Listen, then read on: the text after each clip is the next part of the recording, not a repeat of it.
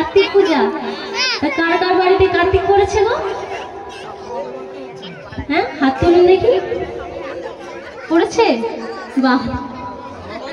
আর কাদের বাড়িতে করেছে? আমার বাড়িতে। বাহ। আমার আবার জোড়া দিচ্ছে, একটা কার্তিক একটা সখী। একটা সখী আবার একটা কার্তিক করেছে। আর মায়েদের বাড়িতে পড়েনি? হ্যাঁ, কার বাড়িতে কার্তিক পূজা হয়নি?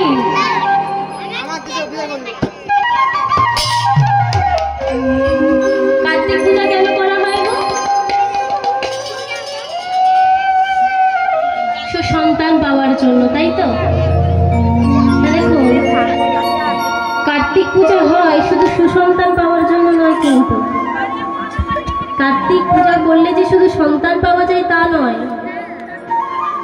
কার্তিক ঠাকুর কিন্তু পূজা করলে সুখ সমৃদ্ধিও ঘরে হয়।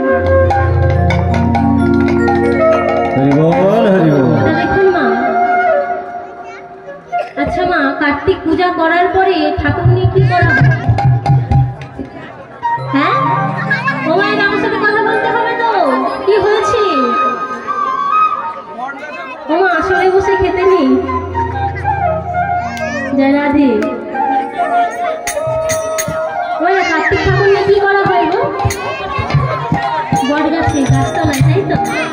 কিন্তু দেখুন মা,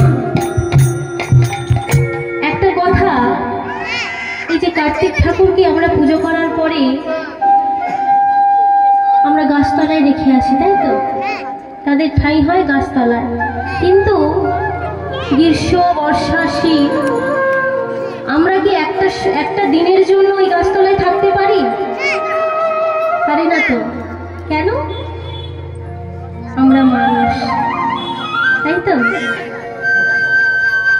কিন্তু একটা সময় দেখবি, আমরা যখন ওই গাছতলার পাশ দিয়ে যাই, বর্ষার পরে ওই কার্তিক ঠাকুরের কখনো একটা আঙুল ঝরে যাচ্ছে, কখনো একটা পা পঙ্গু হয়ে যায়, কখনো একটা চোখ অন্ধ হয়ে যায়, তাই না?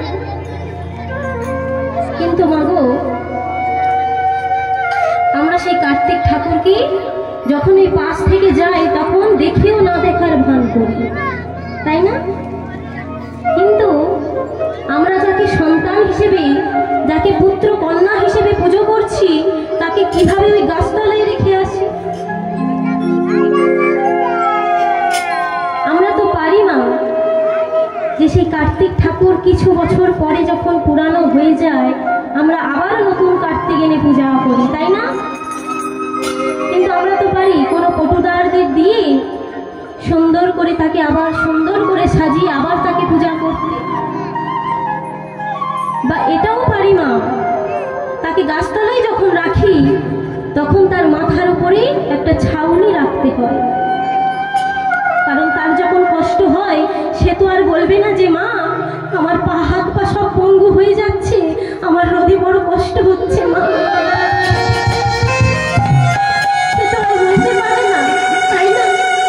তারও তো কষ্ট হয়, তাকে আমরা সন্তান হিসেবে পূজা করছি, কিন্তু সে বলতে পারে না বলে আমরা যখন তার পাশ থেকে চলে যাই তখন দেখেও না দেখার ভান করি, তাই না? কিন্তু যখন ওই গাছতলায় রেখে আসি তখন বাবু আমাদের উচিত তার মাথার উপরে একটা ছাউনি রেখে আসা, যাতে তাকে রোদ না স্পর্শ করতে পারে, গ্রীষ্ম বর্ষা তাকে স্পর্শ না করতে পারে। হরি বল।